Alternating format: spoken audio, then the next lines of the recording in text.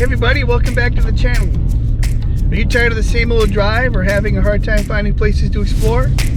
Well, I've got 5 tips to help take your road trip off the beaten path and make it something memorable and something you're going to enjoy for a long time. Stick around.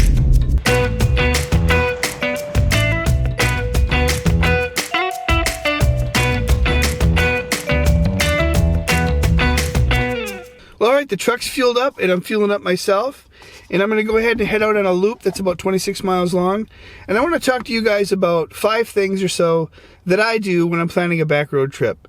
I think they are important little steps that help me find routes that are scenic, they are twisty and offer a lot of turns, and they're interesting to drive. And then they also provide sometimes something of significance, whether it's historic or geological, or just some places that you wouldn't find normally if you're taking the main county roads or the highways. So let's keep going.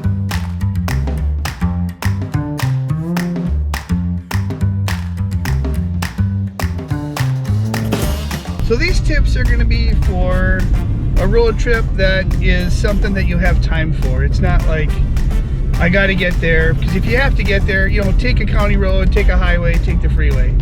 But if you're looking for a leisurely way to get someplace and you want to take some roads you've never taken before, these tips are going to be a great way to plan a route that is going to be fun to drive, it's going to offer some interesting scenery, and just be a memorable experience. Well, tip number 1. Think about the area that you're going and do a little bit of research before you even get in the car. You may find that that area has some rustic roads or some sort of roads and routes that have already been created that will give you options to go drive by things that are historically significant or scenic. Wisconsin has a rustic road program, and you can find maps for those online, and that's a great way to discover new roads that you've never been on. I believe Indiana has a route that takes you through all of the old wood covered bridges, and it'd be fun to put some of those routes on there if you're driving through Indiana. So, you know, do a little bit of an investigation. You may find that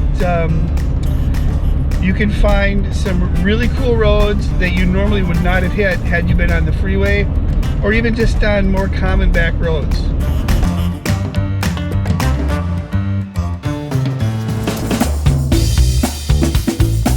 Okay, tip number 2. I'm going to kind of combine 2 tips into 1 tip to make it tip number 2, because they both involve using routing software and GPS.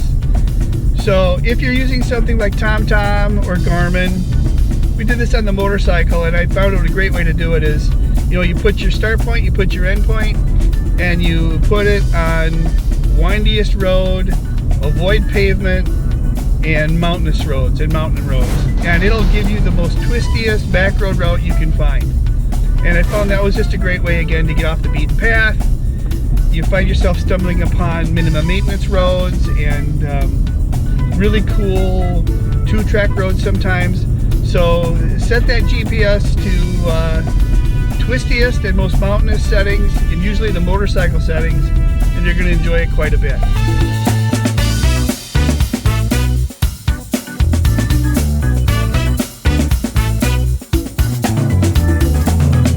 So part 2 of tip 2 is, lately I've been using Gaia. And so what I'll do with Gaia is I'll look at some of the topography information, and that'll give me a good idea of where some of the mountain roads are, or the higher roads are.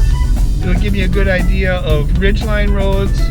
It'll also give me a good idea of the roads that are cutting through valleys, and those usually end up being quite enjoyable and twisty and fun, and usually beautiful too, especially the fall when you're looking up in the bluffs and things like that. It's pretty cool.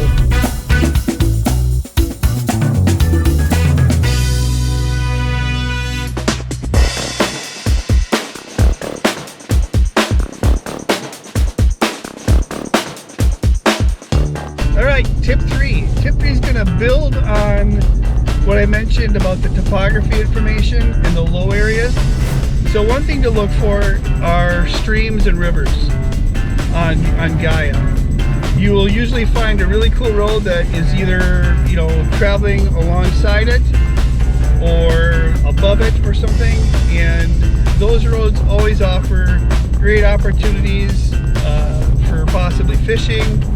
They offer great opportunities for just scenic beauty, especially in the fall and in the summer, and even in the winter. So again, roads that follow along creek beds and streams and rivers, another great way to get off the beaten path and not go straight grid pattern roads and just enjoy a day in the back roads.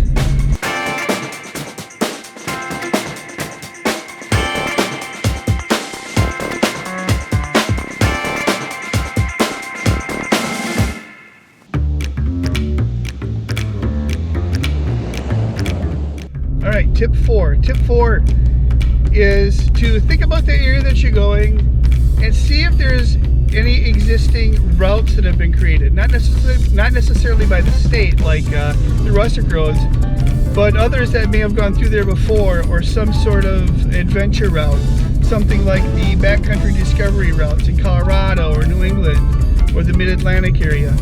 You can always incorporate certain stretches of that into your back road adventure. Now be mindful that some of those routes can be pretty rugged, so be aware of that, especially if you're driving a two-wheel drive car, because you may need to have four-wheel drive clearance. But they are, again, great routes that have already been established. You can usually find information about them, especially when it comes to where you can get fuel, where you can get food, certain landmarks, and then obviously there's also notes about terrain and whether or not you need to have four-wheel drive clearance and things like that.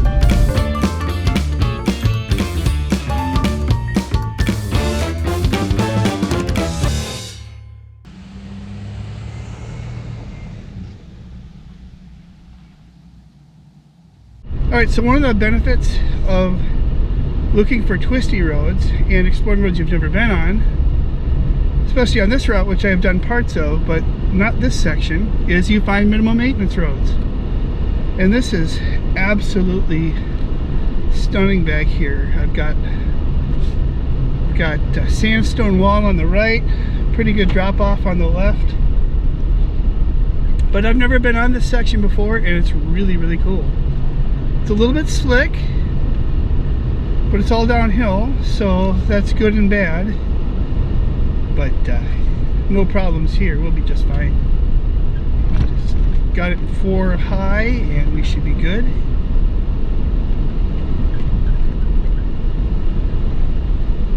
Yeah, piece of cake.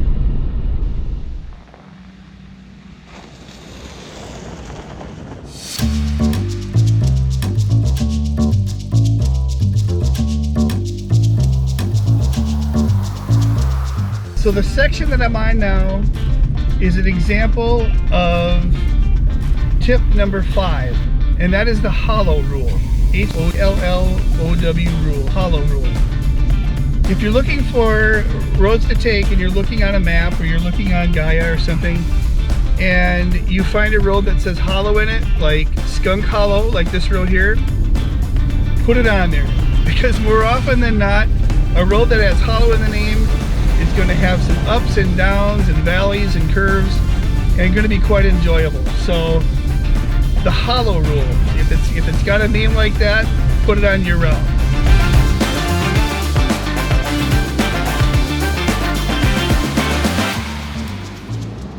So one of my favorite little spots on the sloop that I'm driving are the ruins of the old Oxford Mill.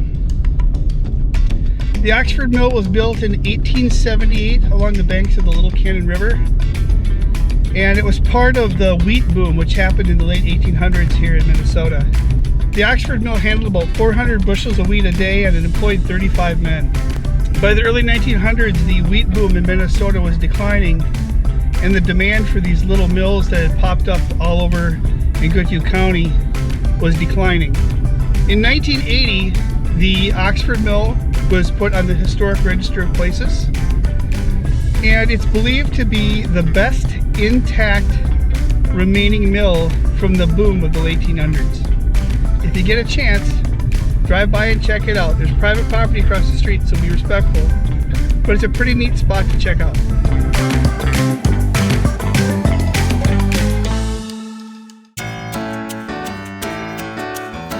Alright, so I said I was going to give you 5 tips, but I'm going to give you a bonus tip. And that is, take your phone and throw it out the window. No, don't do that, but go ahead and put the map away and just wing it. Know where you're starting, know where you want to end up, and kind of follow the sun. Just don't really have a plan. Keep in mind that can take you longer, obviously. You may have to backtrack sometimes. But again, it gives you that freedom to just explore. You don't feel like you have to stay on the line, you know? So, you know, just go out and explore. Take a left, then take a right. Take a left, and then take a right. You'll eventually get to where you're going, and you're probably going to have a great time doing it. Keep in mind, especially like in Minnesota here in Wisconsin, that there's not a lot of open public land, so be mindful that you're not driving on people's private property or things like that. So you have to be careful with those things. You don't want to trespass. But again, just go out, noodle, get lost. You'll eventually end up somewhere where you know, but be sure you have enough fuel before you do that as well. So again, it's just a great way to get out there and have this looseness and freedom. So when it comes to finding new roads, I take these 5 tips and I use them quite a bit. And I hope you will too. I think you'll find yourself on some new roads that you'll really enjoy, that you probably never would have been on before had you not just done a little bit of research and just gone out and got lost and explored. If you enjoyed the video, please give it a like, and a share is good, and a subscribe really helps me out too. That would be great. So get out there, explore, and have a great time, and I will see you all down the road. Take it easy.